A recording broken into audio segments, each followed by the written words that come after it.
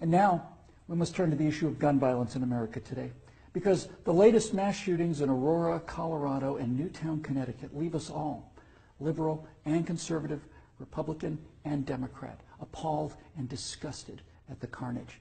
Now, some people, and that includes many of you in this room tonight, want to place the blame for this horror on things like 30-round magazines or semi-automatic rifles. We want to blame something, anything that we can control. But what we really want to ban is violence and murder and insanity. Now, we don't talk about that, though, because deep in our hearts, each of us knows that violence and murder and insanity are built into the human condition and likely always will be. You know, there are two kinds of animals in this world, predators and prey. No one watches a leopard chase down a gazelle and denies that the gazelle has a right to use its hooves and horns to protect itself from the predator. But there are people in this room tonight and all across the country who would deny that same right to self-defense to other human beings. Such people seem to think that the way to stop the leopard is to cut the horns off of the gazelle, that by somehow making it easier for the predator will simply go away. My friends, this is insane. When you make it easier for the predator, you get more predators. So let's start with the so-called assault weapons, more properly known as semi-automatic rifles. In 2011, the total firearm murders came to 8,583, according to the FBI. Now, during that time, the total murders committed by rifles, all rifles, not just semi-automatic rifles, were 323. That's 3% of all murders. Hammers and clubs kill half again as many people as rifles. Hands and feet murder twice as many. And knives kill 5 times more Americans than all rifles combined. Preventable medical errors kill about 98,000 people per year. Medical malpractice kills more than 12 times as many people as are murdered in the U.S. each year. That's more than 300 times the number killed by all rifles, not just the so-called assault rifles. And yet, no one talks about limits on hammers or knives or doctors or hospitals. No one does that because the good we perceive from hammers and knives and doctors far outweigh their perceived harm. And yet, studies show that firearms prevent anywhere from 800,000 to over 2 million violent crimes every year. The lowest estimate means that 100 times more violent crimes were prevented with firearms than the total murders committed with firearms. That's 100 times as many. Now, in October of 2007, Amanda Collins was walking to her car after a night class at the University of Nevada at Reno. Amanda had a concealed carry permit for her 9mm Glock that she carried for self-defense.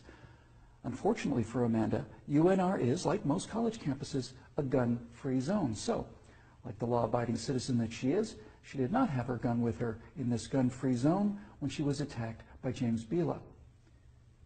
Bila raped her on the UNR campus less than 300 yards from the campus police office. He then walked away, and a few months later, this human predator went on to murder 19-year-old Breonna Dennison. Amanda Collins went on to say, quote, "I know, having been the first victim, that Breonna Dennison would still be alive had I been able to defend myself that night," unquote. Therefore, I am directing the virtual Attorney General to aggressively challenge any gun control laws that violate Amanda Collins' right not to be raped and Breonna Dennison's right not to be murdered. You're not forced to abandon your First Amendment right when you enter Chicago or New York, or your Fifth Amendment rights when you walk onto a college campus. As virtual president, I will veto on the spot, without hesitation, but with a great deal of pleasure, any and all attempts to destroy any of the Bill of Rights, of the Constitution of the United States of America. Because, when it's all said and done, the Second Amendment to the Constitution is not there to protect us against criminals, and the people calling for gun control know this. That's why they want gun control instead of crime control. That's why they want laws that, at the stroke of a pen, turn law-abiding citizens into criminals. The Second Amendment is there to protect the American people from tyranny. The Second Amendment is there to protect the American people from politicians. The Second Amendment is there to protect the American people from us.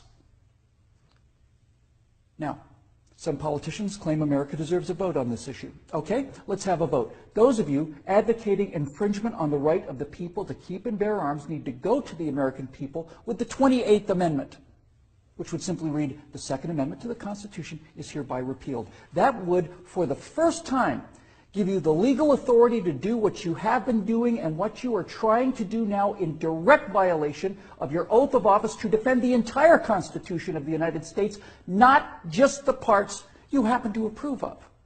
So go ahead, go to the American people and tell them that ultimate power is no longer to be vested in the people who can't be trusted with that power according to you. Tell them only the government can have that power now. You go out there and try to convince the people of the 38 states that you're going to need to get that amendment passed to agree with your opinion of them versus their opinion of you. I dare you.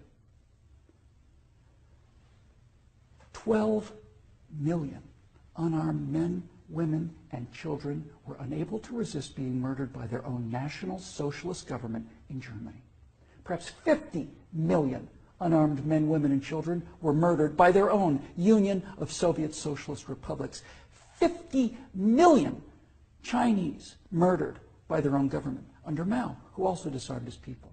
And in Cuba, and in Vietnam, and in the killing fields of Cambodia. Now you say that can't happen here? You say we're protected? By what? By the Constitution that you're in the process of destroying? You are in violation of your oaths of office by so much as introducing this legislation, let alone passing it.